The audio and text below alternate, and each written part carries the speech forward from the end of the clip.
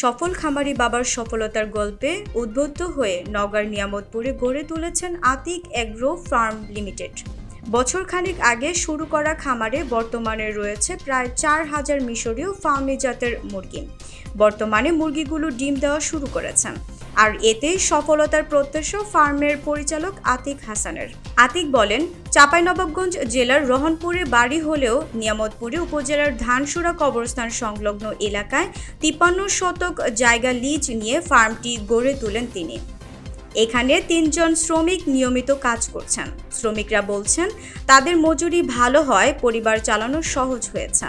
আতিকের বাবা ইরফান আলী ছেলের উজ্জ্বল ভবিষ্যৎ কামনা করে বলেন, ছেলে যেভাবে পরিশ্রম করছে তাতে সফলতার মুখ দেখবেন বলে জানান তিনি।